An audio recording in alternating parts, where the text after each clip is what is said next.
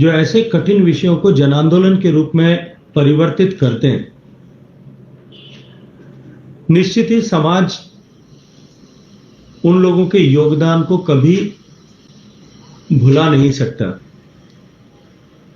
उससे आगे बढ़कर के, क्योंकि वर्तमान का वर्ष और पिछले 2 साल से जिस कालखंड से, जिस समय से पूरा विश्व गुजर रहा है, कोविड की आपदा ने पूरे विश्व को एक बार फिर सोचने के लिए मजबूर किया है और लोगों के जीवन के प्रति देखने का नजरिया भी कुछ हद तक कहीं ना कहीं बदला है। ऐसे में लोगों ने जो हमारे प्राकृतिक संसाधन है उनकी अक्षुण्णता और पवित्रता बनाए रखने के लिए भी लोगों की दृष्टि में, विचार में, सोच में और कृति में परिवर्तन आया है। पानी का विषय भी पूरी दुनिया के लिए बहुत बड़ी चुनौती है। बढ़ती हुई आबादी के कारण से, बदलते हुए वायुमंडल के कारण से,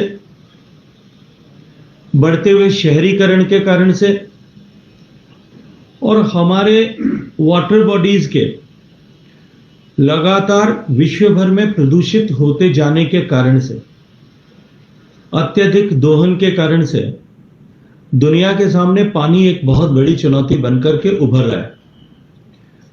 हमारे देश के सामने और भी बड़ा संकट है और चुनौती भी और भी बड़ी है, क्योंकि दुनिया की दूसरी सबसे बड़ी आबादी होने वाला देश अलग अलग तरह के क्लाइमेटिक जोन्स का होने वाला देश और उसके साथ साथ में आबादी के अनुपात में दुनिया के औसत उपलब्ध पीने योग्य पानी की दृष्टि से बहुत कम उपलब्धता।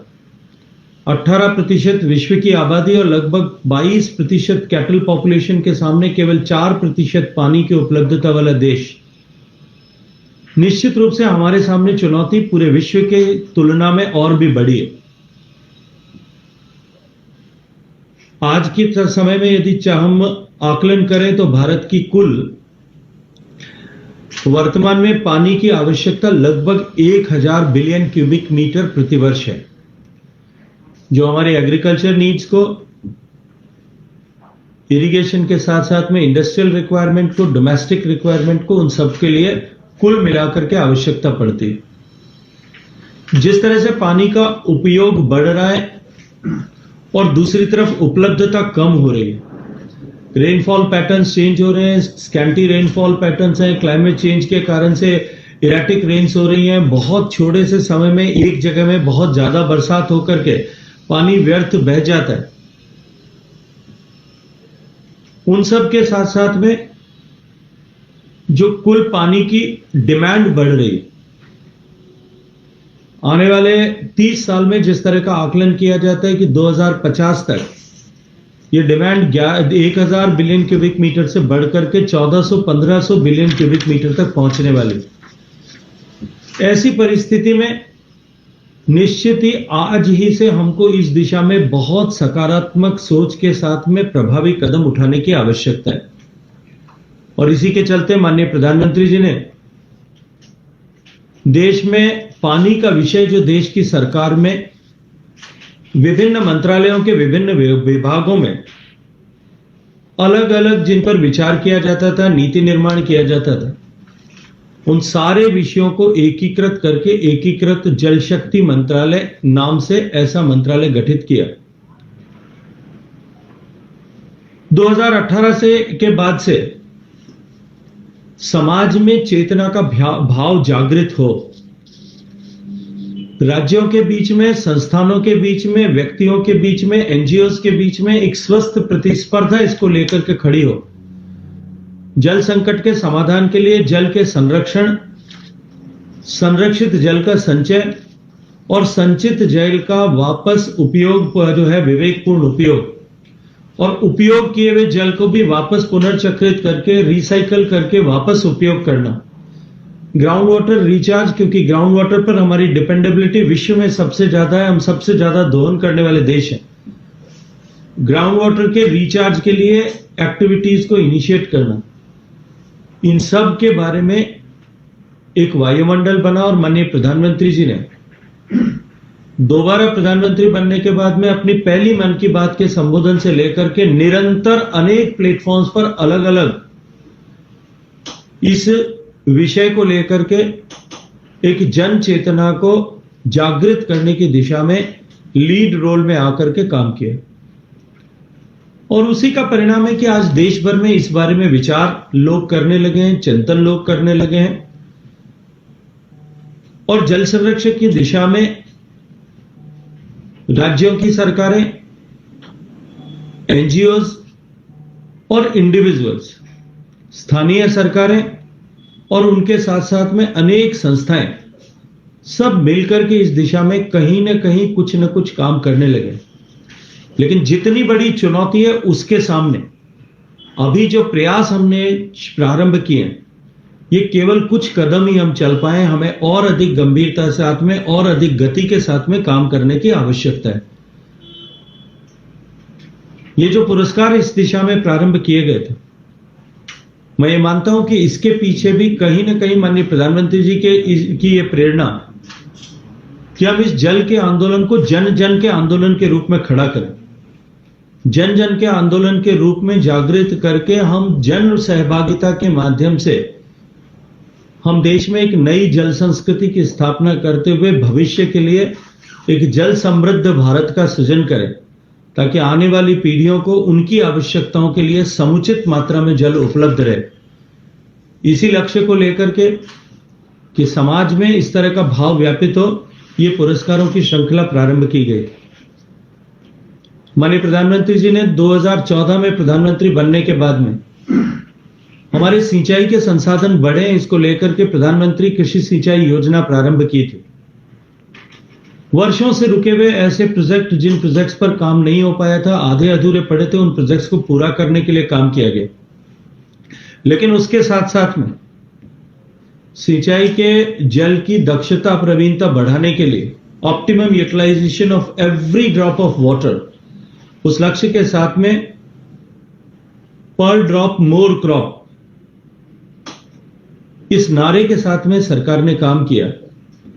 और उसी के कारण से आज लाखों हेक्टेयर जमीन न केवल सिंचाई के अधीन आई है, अपितु लाखों हेक्टेयर जमीन में स्मार्ट इरिगेशन, चाहे वो ड्रिप इरिगेशन के माध्यम से हो, चाहे वो स्प्रिंकलर इरिगेशन के माध्यम से हो, ऐसे नया सिंचाई का रकबा आयकट नया क्रिएट हुआ है। इसी के साथ साथ में जमीन का जल, जैसा मैंने कहा कि भूजल जो भारत के लिए सबसे बड़ी जल उपलब्धता का स्रोत है, और अत्यधिक दोहन के कारण से जिस तरह से भूमि के जल सिकुड़ता जा रहा है, माननीय प्रधानमंत्री जी के नेतृत्व में हमने जमीन के नीचे जल के भंडार, जिन्हें तकनीकी की भाषा में एक्विफर्स कहा जाता है, हमने देश भर के एक्विफर मैपिंग की दिशा में भी तेज गति से काम प्रारंभ किया है। जो कन्वेंशनल टेक्नोलॉजीज थी, उनके साथ साथ में नई तकनीकी जो विश्व में उपलब्ध हैं, हेलीबॉर्न टेक्नोलॉजी के आधार पर भी हमने क्रिटिकल जोन्स के ऊपर काम करना शुरू किया है। हरियाणा, राजस्थान, गुजरात, जो ये क्षेत्र जो सबसे ज्यादा चुनौती का क्षेत्र है, यहां हेलीबॉर्न टेक्नोलॉजी के माध्यम से एक्विफर्स की मैपिंग और ओवर द सरफेस मैपिंग का काम चल रहा है और तय समय सीमा में इस काम को हम पूरा करेंगे। 2 साल के कालखंड में इस प्रोजेक्ट को पूरा करना है और मुझे अत्यंत प्रसन्नता है कि प्रारंभ होने के समय से लेकर के अब तक हम लगभग 1/3 से ज्यादा काम उस दिशा में पूरा कर चुके हैं। एक्विफर्स को जान करके जमीन के पानी का पुनर्भरण करने के लिए विभिन्न योजनाएं बने। इस दिशा में एक पायलट प्रोजेक्ट प्रारंभ किया गया अटल भूजल योजना के नाम से। उसमें देश के ऐसे 7 क्रिटिकल प्रदेश जहां सबसे ज्यादा चुनौती है, उनके ऐसे चिन्हित जिलों में कुछ गतिविधियां प्रारंभ की है, जहां पहली बार देश में डिमांड साइड मैनेजमेंट पर भी काम शुरू हुआ है और उसके साथ साथ में जन सहभागिता से, पीपल्स पार्टिसिपेशन के साथ में हमने जल संरक्षण की दिशा में, जल पुनर्भरण की दिशा में काम किया है।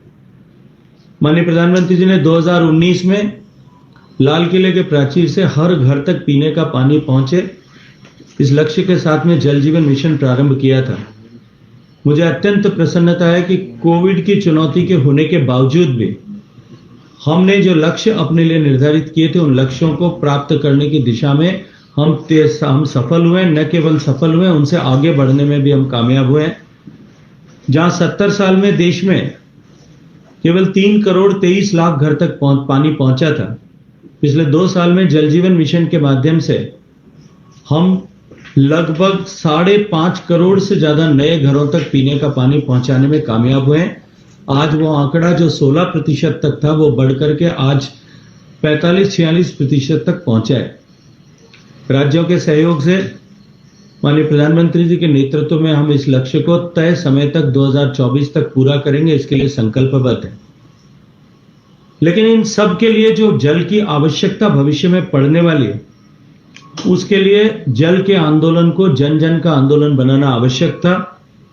और इसी के निमित्त इस श्रृंखला में लोगों को प्रोत्साहित करने, अच्छा काम करने वाले लोगों की सक्सेस स्टोरीज दूसरे लोगों तक जाए, प्रदेशों की स्टोरीज दूसरे प्रदेशों तक जाए, बेस्ट इनिशिएटिव्स एक दूसरे के साथ में शेयर हो, और उसके साथ साथ में देश दुनिया में इस तरह के काम करने वाले, इस डोमेन में काम करने वाले सारे स्टेक होल्डर्स एक साथ आए, साथ बैठें, चर्चा करें, हम एक दूसरे की सक्सेस से सीखें, एक दूसरे के फेलियर्स को जान करके अपनी सक्सेस स्टोरीज को क्रिएट करें।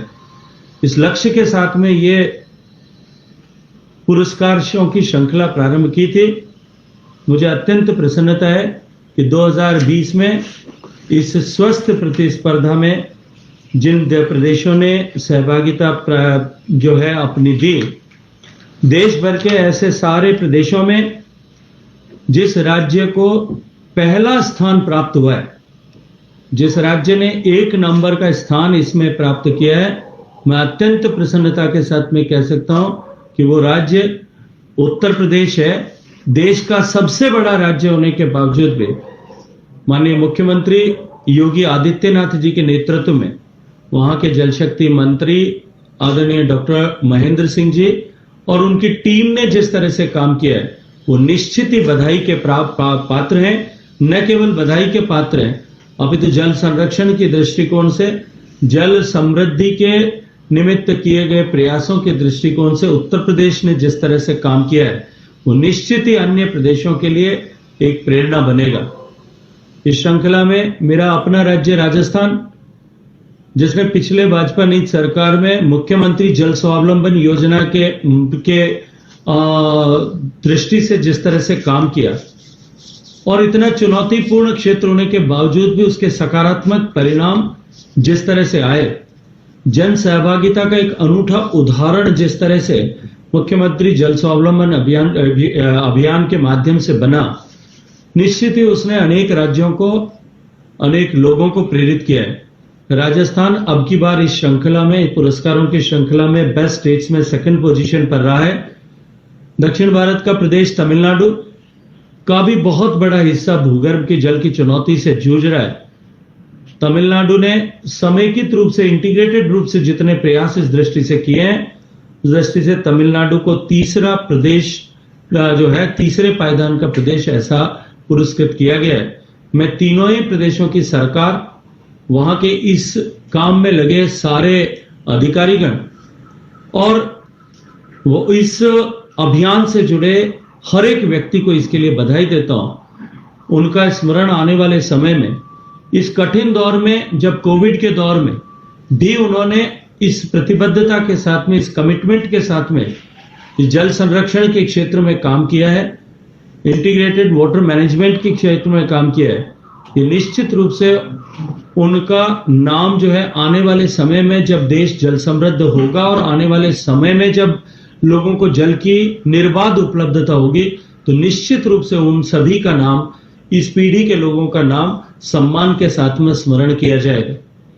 इसके अतिरिक्त बेस्ट डिस्ट्रिक्ट्स और अतिरिक्त अन्य श्रृंखलाओं में जो जिनका चयन किया गया है और ज्यूरी ने जिन लोगों का चयन किया है, मैं उन सबको भी बधाई देता हूं। उनकी सूची आप लोगों के साथ में साझा की गई है। अधिकारीगण और उनकी सूची के बारे में डिटेल से आप सबको साझा करेंगे। आप सब आज यहाँ व्यक्तिगत रूप से उपस्थित हुए या वर्चुअली जुड़े हैं, मैं एक बार फिर आप सबका अभिनंदन करते हुए आप सबका आभार करता हूं।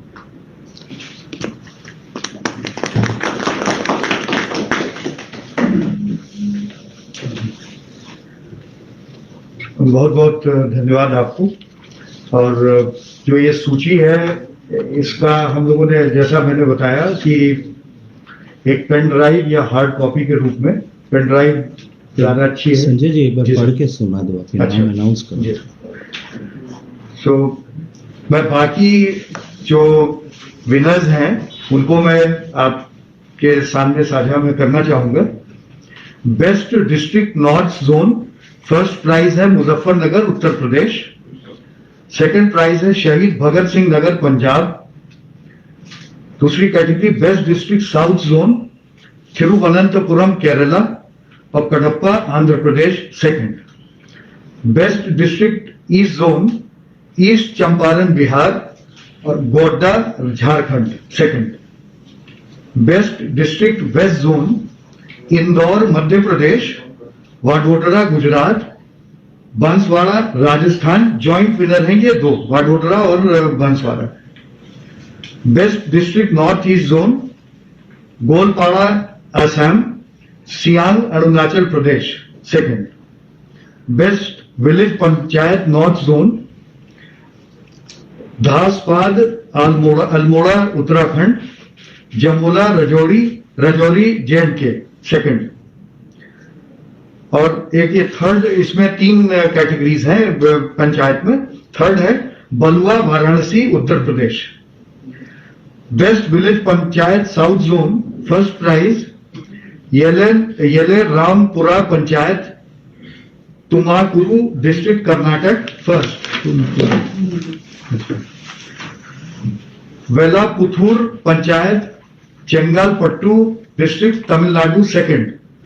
एलापुल्ली gram panchayat Palakkad district Kerala third. Best village panchayat east zone, Tenari panchayat Gaya district Bihar first. Chhindiya panchayat Surajpur district Chhattisgarh second. Guni panchayat Khunti district Jharkhand third. Best village panchayat west zone, Takhatgarh Sabarkantha Gujarat first. Kanakpar Kutch Gujarat second. Surdi Solapur Maharashtra third. Best village panchayat north east zone, Sialsir Serchhip Mizoram first.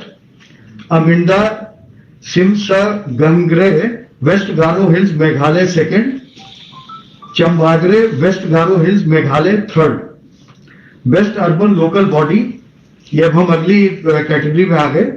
Vapi urban local body Gujarat first. Dapoli nagar panchayat Maharashtra second. Madurai municipal corporation Tamil Nadu third.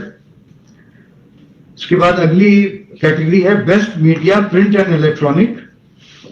इसमें mission पानी network 18 first. Agrowon Sakal media private limited second. Sandesh daily Bhuj edition third.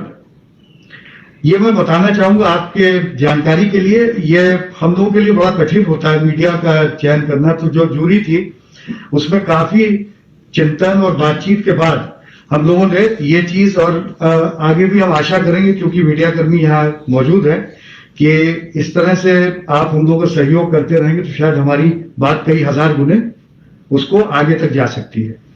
Best school अगली category है। Government girls higher secondary school Kaveri Pattinam Tamil Nadu first. Amalor Pavam Lourdes academy Thiruvalluvar Puducherry second. Amity international school Noida UP joint winner है third. Government middle school Manapet Puducherry के साथ। इसके बाद best institution RWA religious organization for campus usage में Mata Vaishno Devi shrine board Jammu first. IIT Gandhinagar Gujarat second.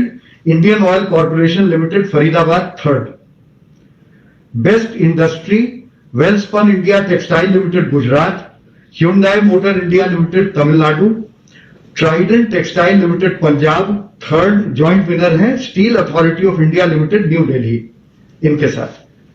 Best NGO coastal salinity prevention cell Ahmedabad first prize, Vivekananda Kendra Kanyakumari second prize और joint winner दो हैं third, gram Vikas Sanstha Aurangabad, Vivekananda research and training institute Bhavnagar.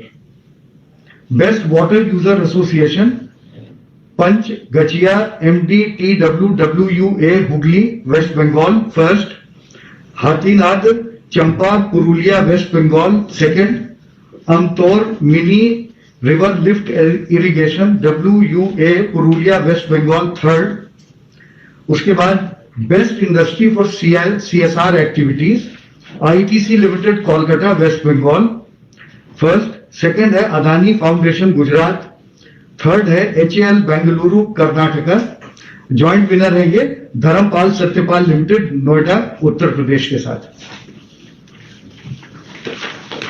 तो ये हम सिर्फ एक और बात बताना चाहेंगे कि इस बार हम लोगों ने ये ध्यान किया, कोशिश करी कि सारे के सारे जो भी हमारे पास शॉर्ट लिस्ट होकर के आए जो कैटेगरीज, उनमें हम लोगों ने ग्राउंड ट्रूथिंग करवाई, अपने टीम्स भेज करके वहां पर उन्होंने समय बिताया उनके साथ सर इंटरव्यूज और समय बिताने के बाद जो बात उन्होंने कही थी उसका हम लोगों ने सत्यापन भी किया, तब जाकर के ये कहीं हम लोगों के सामने ये आया बात। तो इसके लिए मैं धन्यवाद जो सक्सेना PK सक्सेना साहब कमिश्नर इंडस है सर, ये टीम उनकी अध्यक्षता में चल रही थी जो ग्राउंड ट्रूथिंग की थी।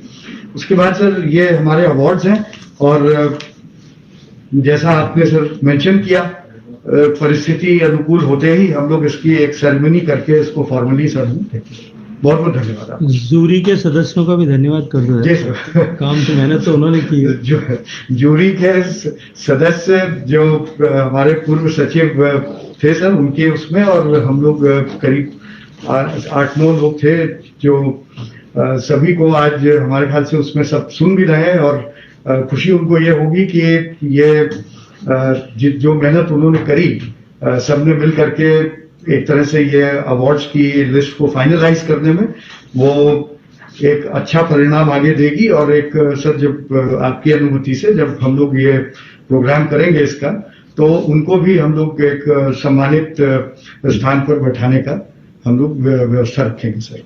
Thank you. क्या हिमांशु जी क्या आदेश हैं? ठीक है सर, चलो बहुत धन्यवाद।